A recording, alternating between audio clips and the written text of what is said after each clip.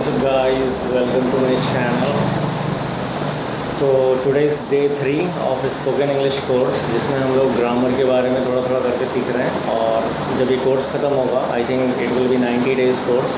जब ये कोर्स ख़त्म होगा तो आपको काफ़ी हद तक ग्रामर के बारे में बहुत अच्छी नॉलेज होगी और आप जान सकेंगे सब कुछ कि ग्रामर को कैसे बेहतर तरह से बोला जाता है।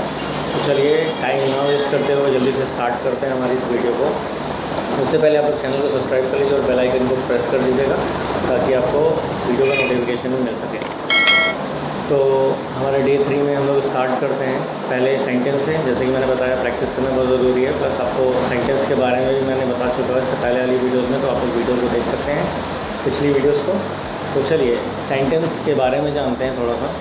सेंटेंस जो है, सेंटेंस का एक सेंस होना चाहिए। तो जैसे मान लीजिए मैं एक सेंटेंस बोलता हूँ, राम फूड ईट्स। तो राम फूड ईट्स कोई सेंटेंस नहीं बन रहा है क्योंकि कोई सेंस नहीं है इसमें। तो हम लोग का सेंटेंस का एक पर्टिकुलर सेंस होना चाहिए।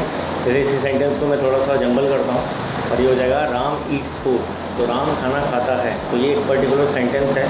तो हम लोग कोई भी सेंटेंस अगर बनाएंगे इंग्लिश लैंग्वेज में तो वो हमेशा सब्जेक्ट, वर्ब और ऑब्जेक्ट को लेकर बनता है। ऐसा नहीं है कि आप केवल कुछ भी सेंटेंस बना देंगे और वो सही हो जाएगा। एक पर्टिकुलर सेंस निकलना चाहिए तभी वो सेंटेंस कहलाएगा। तो हम लोगों ने जैसा बताया आपको कि आपको एक सेंटेंस को मीनिंगफुल सेंस में लेना है। और सब्जेक्ट के पार्ट मैंने आपको पहले ही बता रखे हैं। सब्जेक्ट जो का क्रिया को करता है वो सब्जेक्ट हो गया। उसके बाद आपका वर्ब भी मैंने आपको बताया था, दो तरह के होते हैं, ऑक्सिलरी वर्ब और मेन वर्ब, जिसमें मेन वर्ब का ज़्यादा यूज़ होता है।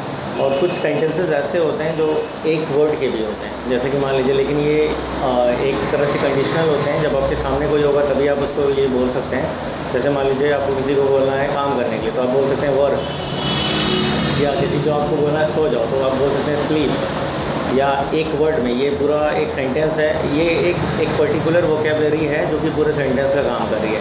जैसे आपको किसी को बोलना है जाओ, तो आप बोलेंगे गो।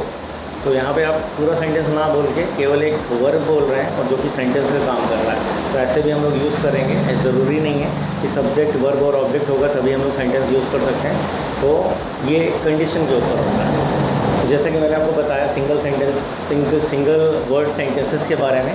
और आपको बताता हूँ कि जैसे एक सेंटेंस मैंने बोला, राजू स्लीप्स, राजू सोता है। ऐसे इस तरह के आप बहुत सारे सेंटेंस देख सकते हैं। तो इसमें क्या है, सब्जेक्ट है और वर्ब है, केवल दो चीज़ें, राजू स्लीप्स, राजू सोता है। तो अब जैसे मैं थोड़ा सा सेंटेंस को बढ़ा देता हूँ, मैं बोलता हूँ राजू स्लीप्स ऑन दी बेड।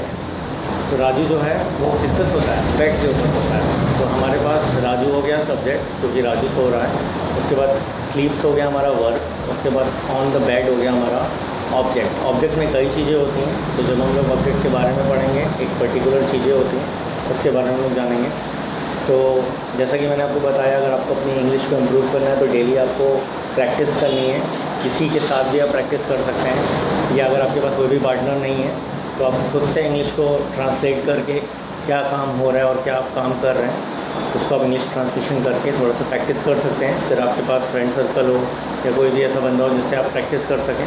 तो कोशिश करिए इंग्लिश बोलने की। जब तक कि आप बोलेंगे नहीं तब तक कि आप सीखेंगे नहीं। तो आज की वीडियो के लिए इतना ही। और भी वीडियोस को देखने के लिए चैनल को सब्सक्राइब कर लीजिएगा। Thank you, bye bye, take care.